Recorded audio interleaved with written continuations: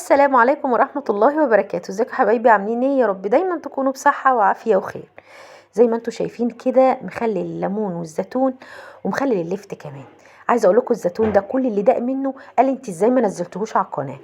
فهم طالبين مني الطريقه بصراحه، وحقيقه يعني انا كنت مسجله الفيديو ده من فتره، يعني قبل ما ابتدي ان انا امارس شغلي تاني في القناه. فما صورتوش، او بمعنى اصح يعني ما صورتوش بالتفصيل ان انا هنزله. انا كنت بقول هنزله شورتس او ريلز يعني كده على الفيسبوك، فما صورتوش بالتفصيل. فمع بعضينا كده هنشوف وهنسترجع بالظبط احنا ايه اللي عملناه وكم يعني فيديو كده او كم مشهد شفتهم. هما مشهدين يعني اللي لقيتهم عندي على التليفون، فقلت انزله لكم. زي ما انت شايفه كده الزيتون بتاعنا ما شاء الله عليه. تقولي كهرمان؟ ده مش زيتون يا جماعه، الخلطه بتاعته يعني ما شاء الله عليها يعني حاجه هتعجبك ان شاء الله. لو كنت بقى لحد دلوقتي لسه ما دخلتيش عندي القناه، يا ريت تشرفيني باشتراكك ولايك حلو كده وكومنت زيك كده زي القمر، وادخلي لي القناه نوريني وشرفيني ان شاء الله.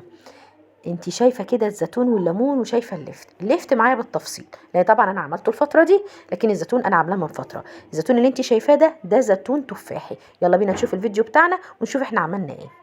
اللفت مبدئيا لازم تنضفيه، بتجيبيه توضبيه وتقطعي الزوايد اللي فيه دي. وطبعا انا عملت لكم محشي اللفت قبل كده. وبعد كده بتنقعيه في ميه. تنقعيه في ميه ليه؟ عشان يوفر عليك الغسيل. اللفت احنا بنغسله 6 7 مرات، فعشان تخليهم 3 4 مرات بس انقعيه في ميه ينزل الطينه اللي فيه. وبعد كده بتغسليه الغسيل اللي انت شايفاه ده لحد ما الميه بتاعته بتروق. هوريكي دلوقتي شكل الميه بتاعته بعد ما راقت. كده غسلته ووضبته، بحطه في حاجه تاني او حاجه اوسع. وبعد كده بحط الملح بتاعه عليه. المخلل الليفتي الوحيد اللي بتحط الملح بتاعه عليه قبل ما تحطيه في الميه. ليه بقى؟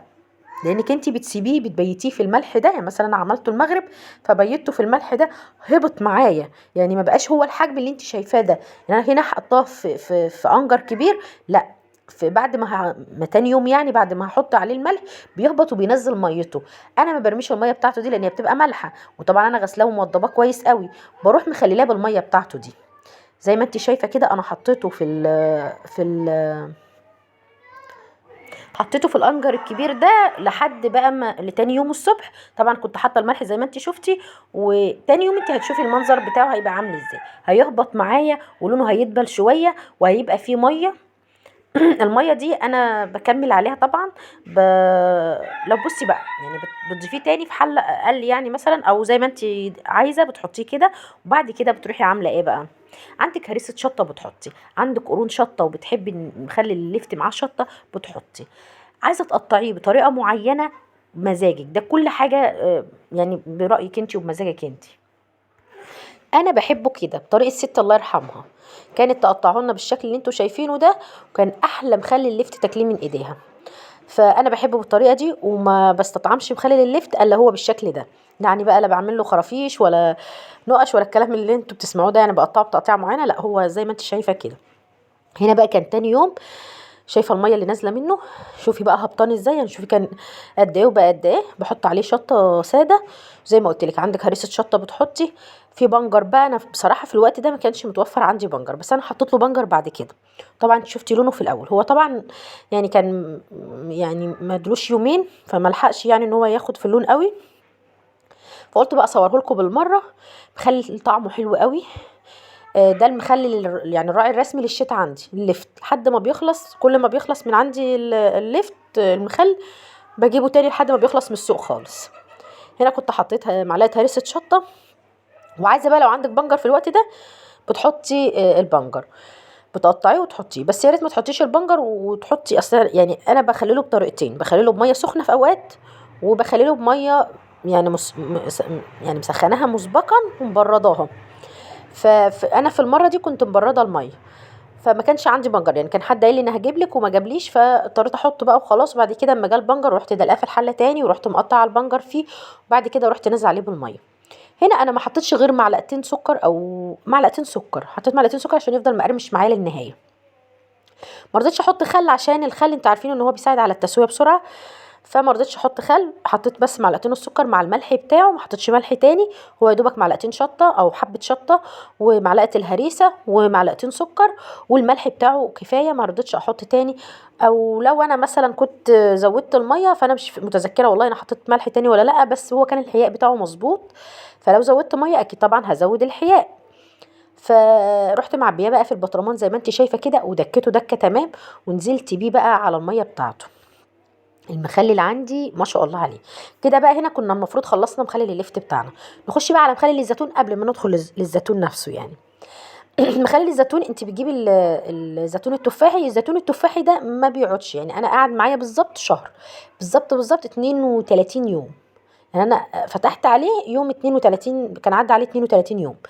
يعني عملته يوم 26 مثلا في الشهر، على 28 الشهر اللي بعديه انا رحت فاتحه عليه.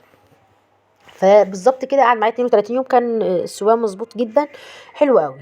طب عملت ايه عشان تعملي الزيتون؟ جبت الزيتون غسلته كويس. بصراحة انا ما نقعتوش، يعني انا غسلته وسدخت على طول. ورحت عاملة ايه بقى؟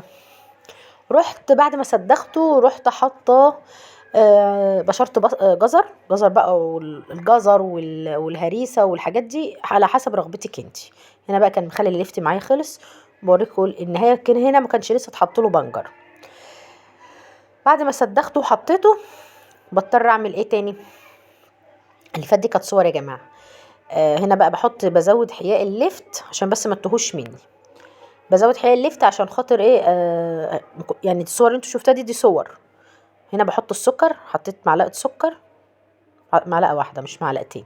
حطيت معلقه بس، معلقه كبيره من بتاع الاكل.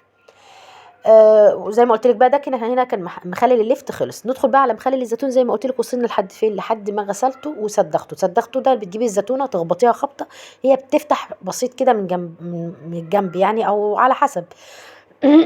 زودت حياءه كمان اهو، زودت ملح لان هنا كنت مكتره الميه. لا يبقى انا كده زودت ملح. انتي بتدوقي حياءه، يعني بتشوفي الحياء بتاعه مظبوط ولا لا. ده بتاع الليفت. الله اعظم عزة الله كريم يا رب. هنا بقى الليفت. وهرجع بقى تاني لكلامنا بقى على الزيتون. بصوا يا جماعه، الزيتون بقى زي ما قلت لك بتجيبيه التفاحي ما بيكملش يعني ما بيعوقش. انا بقى صدخته وبعد كده رحت بشرت كنت بقى قبل ما اصدغ المفروض ان انا بشرت الجزر، مجهزه هريسه الشطه معايا، مجهزه عصفر، ومجهزه كمان حبه البركه. كل الحاجات دي حطيتها عليه كده وقلبته ميكس مع بعضيه. تسلم يا عسل، شكرا. فحطيته بقى زي ما انت ما هتشوفي معايا كده، قلبته كله في بعضيه. اهم حاجه ان هو ياخد من الخلطه، من الجزر ومن من الهريسه وعندك بقى ليمون. انا كنت سلقاله ليمون بس مش سلقاه كتير، يعني سلقاه نص سلقه. وكل ده حطيته مع الزيتون بتاعي.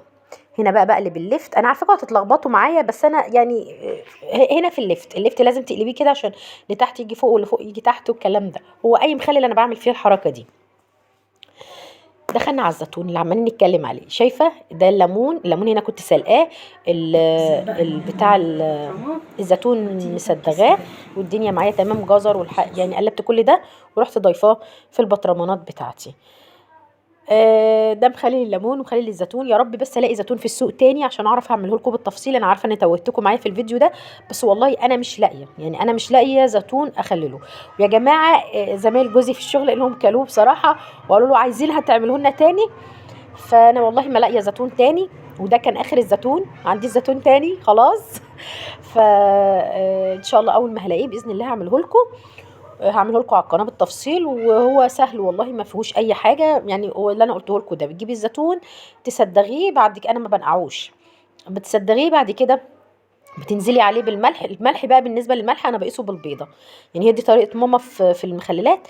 في الزيتون بالذات انا بقيسه بالبيضه. طول ما البيضه تحت انا بفضل ازود ملح لحد ما البيضه بتظهر عندي على السطح. خلاص كده يبقى الملح بتاعه مظبوط. سبته شهر زي ما قلت لك لحد ما فتحت عليه ولقيته كويس. طبعا انا حطيت له زيت. انا حطيت زيت عادي مش زيت اكل، يعني مش زيت تموين، يعني مش زيت تموين ايه، مش زيت من اللي هو مش زيت ابيض، يعني حطيت اي زيت عندي. وما شاء الله طالع حلو، وزي ما انت شايفه كده شكله حلو جدا. جربيه ان شاء الله، بيوفر عليكي كتير قوي. ما بيبقى عندك مخللات طول الشتاء بتحسي الدنيا تمام.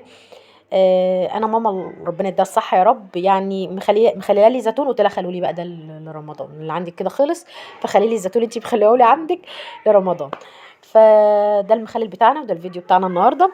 لو كنتي وصلتي معايا لحد هنا ما تنسيش اللايك والشير وتفعيل الجرس لمحبتنا في اكلتنا. اشوفكم على خير في فيديوهات تاني اجمل واحسن. مع السلامه.